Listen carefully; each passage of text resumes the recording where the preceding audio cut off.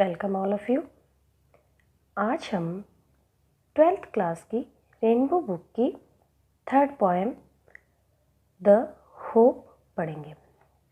The hope is written by Rajan Agarwal. क्या होती है होप? होप यानी उम्मीद। Everybody is dependent on hope.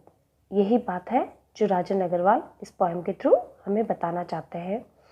इस पोएम में कैसे सभी ने होप को अलग अलग नाम दिया है और पोएट इसमें बताते हैं कि होप सस्टेन्स लाइफ, यानी हम जो है वो होप पे ही ज़िंदा है। यहाँ तक कि प्रकृति की सारी चीज़ें, बर्ड्स हैं, ट्रीज़ हैं, सभी को होप होती है और सब होप के थ्रू ही आगे बढ़ते हैं। तो चलिए अब हम पोएम पढ़ना स्टार्ट करते हैं। Hope is given different names. Some call it expectation, others term it future relevance. Some others think it a measure of benefaction. To me, hope is the creation of soul that makes us feel pleasuresome and leap with enthusiasm and glow. In past we have survived on hope, we surmise of future because of hope. Hope kills negativity inside and fills us with calm and quiet. Hope makes the bird fly in search of food for young ones and material to build their homes. It is the hope that makes a bird stay on the branch and bloom. Trees lose their leaves with a hope that one day it will be laden with green hues. Hope enlightens the life's gloomy thoroughfares and makes us feel the freshness and warmth of the days ahead. Hope makes life go on. Life is a derivative of the function called hope. Hope is the prime excellence right from the day one is born. तो अब हम पढ़ेंगे एक एक line wise कि इसमें poet Rajan Agarwal जी क्या कहना चाहते हैं। Hope is given different names. Hope यानी आशा, गिवन दिया गया, क्या? डिफरेंट नेम्स, अलग अलग नाम। होप को अलग अलग नाम दिए गए हैं। सम कॉल इट एक्सपेक्टेशंस। एक्सपेक्टेशंस यानी उम्मीद। कुछ इसे क्या कह के पुकारते हैं? उम्मीद यानी आशा। Others term it future relevance. और कुछ लोग इसको टर्म यानी कहना, कुछ और इसको क्या कहते हैं? फ्यूचर रेलेवेंस, भविष्य की प्रासंगिकता। प्रासंगिकता यानी रिलेटेड, फ्यूचर से रिलेटेड भी इसको मानते हैं।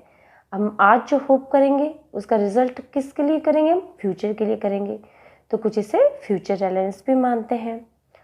सम अदर्स थिंक इट, कुछ और इसको क्या सोचते हैं, क्या कहते हैं? ए मेजर ऑफ बेनिफेक्शन। मेजर यानी तरीका या मापन, ऑफ बेनिफेक्शन उपकार यानी उपकार का तरीका। तो फर्स्ट स्टेंजा में पोएट ने क्या क्या नाम दिए हैं होप को, क्या क्या नाम मिले हैं औरों के थ्रू भी? First is expectation, second is future relevance and the third one is a measure of benefaction, उपकार का तरीका, मापन। Now second stanza, to me. Me यानी पोएट राजन अग्रवाल। राजन अग्रवाल जी के लिए क्या है hope? Hope is the creation of soul. Creation यानी सृजन, ऑफ सोल आत्मा, आत्मा का सृजन है। And makes us feel pleasuresome यानी हैप्पीनेस, सुखद।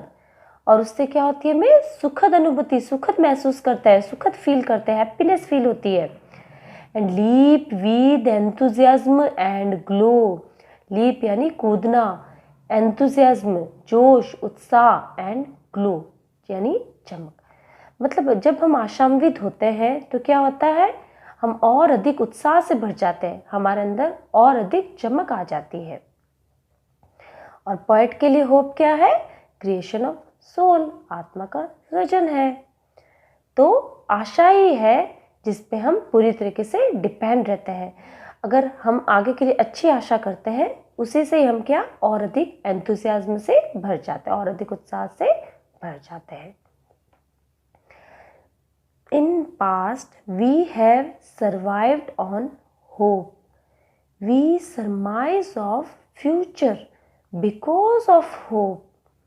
Hope kills negativity inside and fills us with calm and quiet. Past में क्या हुआ था? पास्ट में वी हैव सर्वाइव्ड यानी जीवित रहना, हम जीवित रहे कैसे? ऑन होप, होप की वजह से, आशा की वजह से। हमने आशा की हमारा फ्यूचर अच्छा होगा, तभी तो हम जीवित रहे।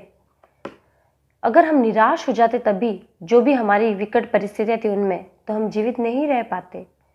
लेकिन कवि कहते हैं in past we have survived on hope, past में भी हम होप के ऊपर ही जीवित रहे थे, होप की वजह से जीवित रहे थे।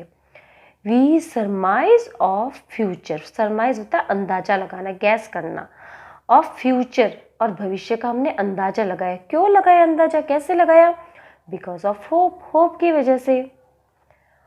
अब पोएट बताते हैं क्या यूज है होप का। होप क्या करती है, आशा क्या करती है? Hope kills negativity inside, negativity यानी नकारात्मकता। होप हमारे अंदर की जो भी नकारात्मकता है उसको किल्स, मार देती है। और क्या करती है? पॉजिटिविटी लाती है, सकारात्मकता लाती है। एंड फिल्स अस, हमें भर देती है किससे? विद काम एंड क्वाइट, हमें बिल्कुल शांत कर देती है, धैर्यवान कर देती है। यानी जो आशावान व्यक्ति होता है वो बिल्कुल अपने अंदर पॉजिटिविटी ला के और बिल्कुल शांत हो जाता है, धैर्य से भर जाता है और अपनी सारी नकारात्मकता को हटा देता है, भूल जाता है। अब आगे देखते हैं।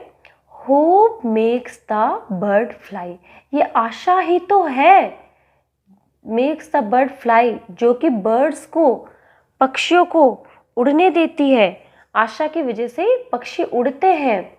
क्यों उड़ते हैं वो? In search of food for young ones, young ones यानी उनके बच्चे, सर्च तलाश में, वो क्या करती है? इन सर्च ऑफ फूड, भोजन की तलाश में। किसके लिए भोजन लाती है बर्ड्स? अपने यंग वंस के लिए, अपने बच्चों के लिए। तो आशा की वजह से कि हाँ भाई मैं बाहर जाऊंगी तो मुझे खाना मिलेगा, ये बर्ड्स को आशा ही तो होती है, इसीलिए वो खाना लेने बाहर जाती है अपने यंग वंस के लिए। एंड मटेरियल, और क्या करती है आशा? मटेरियल अर्थात सामग्री। किसके लिए सामग्री? टू बिल्ड देयर होम्स, उनका नेस्ट बनाने के लिए, उनका नेस्ट, घोंसला तैयार करने के लिए जो सामग्री उनको चाहिए होती है वो भी जाके बर्ड लेके आते हैं, इस उम्मीद के साथ कि हाँ सामग्री मिल जाएगी और मेरा घोंसला बन जाएगा। तो पोएट कहते हैं कैसे आशा से ही सब कुछ संभव होता है। हम क्या, मनुष्य, प्रकृति, बर्ड्स, सब कुछ जो है आशा पे ही डिपेंड है। अब फिर पोएट आगे एक बर्ड का और एग्जाम्पल देते हैं, कैसे बर्ड और लीव्स का एग्जाम्पल देके सब कुछ आशा पे डिपेंड बताते हैं। इट इज़ द होप, ये आशा ही तो है, दैट मेक्स ए बर्ड, जो कि एक कली को, बर्ड यानी कली, stay on the branch and Bloom, जो कि कली को शाखा पर बनाए रखती है।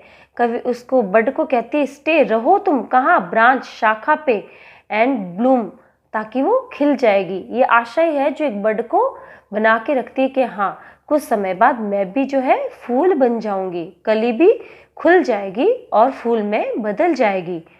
ट्रीज लूज देयर लीव्स, पेड़ जो है अपने पत्ते खो देते हैं, विद ए होप, इसी आशा के साथ।